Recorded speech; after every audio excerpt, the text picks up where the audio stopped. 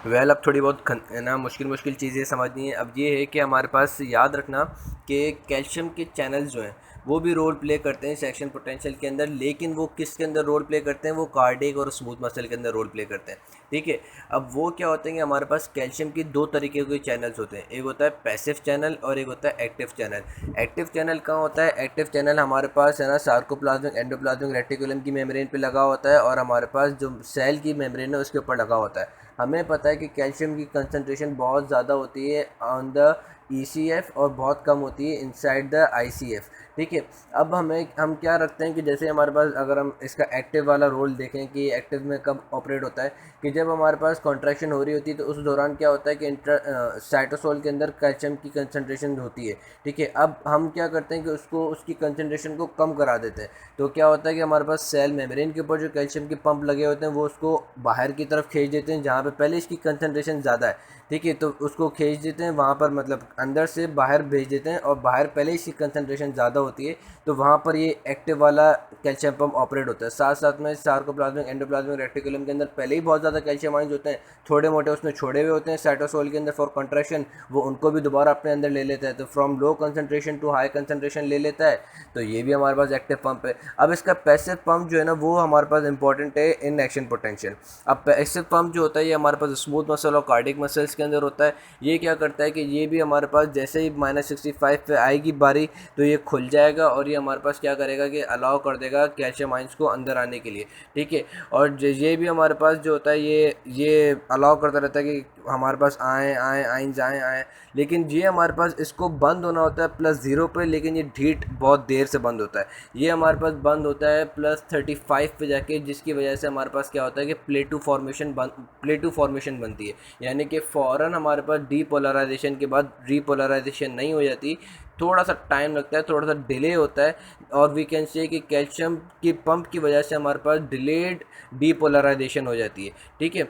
तो ये याद रखना कि कैल्शियम जो होता है ये हमारे पास डिलेड डीपोलराइजेशन कराता है और प्लेटू फॉर्मेशन कराता है, और स्पाइक पोटेंशियल जो है वो सोडियम के फास्ट चैनल्स कराता है और कैल्शियम के चैनल जो होते हैं वो स्लो चैनल होते हैं। अब कैल्शियम का एक और रोल है। अब कैल्शियम हमारे पास हमें पता है कि ECF के अंदर बहुत ज़्यादा होते हैं। ठीक है। अब अगर हमारे पास हाइपोकैल्सीमिया हो जाए, यानी कि हमारे पास कैल्शियम की कमी हो जाए, तो उससे क्या होगा? अब उससे क्या होगा कि हमारे पास जो कैल्शियम है यानी कि पॉजिटिव चार्जेस हैं, अब पॉजिटिव चार्जेस हमारे पास अगर ECF में कम हो जाएंगे तो उससे क्या होगा कि हमारे पास देखा जाए कि पॉजिटिव का और इनसाइड द सेल नेगेटिव का, इन दोनों का डिफरेंस थोड़ा कम हो जाएगा। जैसे सपोज करो कि हमारे पास है ना बाहर है ना बाहर 100 पॉजिटिव चार्जेस हैं जिसकी वजह से अंदर -100 है। ठीक है। अब अगर हमारे पास है ना बाहर से हम थोड़े से पॉजिटिव चार्जेस कम कर दें तो अंदर नेगेटिविटी भी जाहिर सी बात है कम हो जाएगी।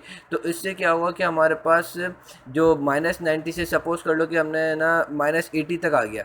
ठीक है। -80 तक कैसे आया? वो हमने ना 10 पॉजिटिव आयन बाहर से कम कर दिए। इसी तरीके से अगर हमने 20 पॉजिटिव आयन बाहर से कम कर दिए तो हमारे पास कहाँ पे आ जाएगा वोल्टेज? -70 पे। इसी तरीके से अगर हमने 25 है ना ये बाहर से पॉजिटिव आयंस कम कर दिए तो हमारे पास क्या होगा? -65। अब जैसे ये -65 आ गया, वो कैसे -65 आया कि हमने बाहर से कैल्शियम आयंस कम करना शुरू कर दिए।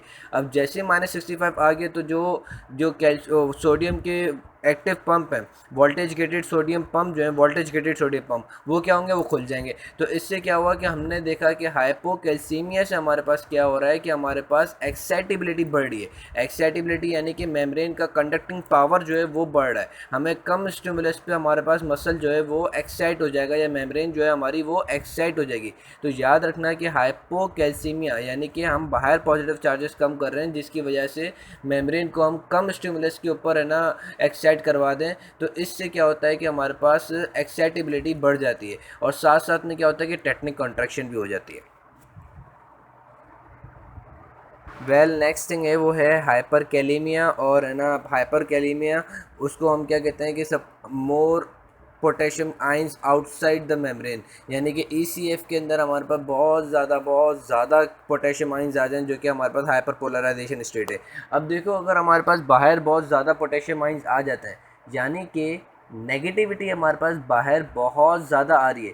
तो क्या जितना हमें पहले स्टिमुलस दे रहे थे, जितना हम पहले थ्रेशोल्ड दे रहे थे, तो वो क्या हमें उतना ही देना पड़ेगा? यानी कि जैसे हम पहले दे रहे थे -90 से -60 कराने के लिए हमने +30 चार्जेस दिए इनसाइड, तो क्या अगर हमारे पास हाइपर पोलराइजेशन हो रही है, यानी कि -100 तक सपोज कर लो हमने वोल्टेज पहुंचा दिया, अब -100 तक से लेके -60 तक लाने के लिए क्या वही हमें थ्रेशोल्ड देना पड़ेगा या थोड़ा हमें थ्रेशोल्ड ज़्यादा देना पड़ेगा? जाहिर सी बात है थ्रेशोल्ड ज़्यादा देना पड़ेगा। अब हमें +40 चार्जेस देने पड़ेंगे। तो इससे क्या हो रहा है कि हमारे पास एक्साइटेबिलिटी रिड्यूस हो रही है। Hyper polarisation is reducing the excitability.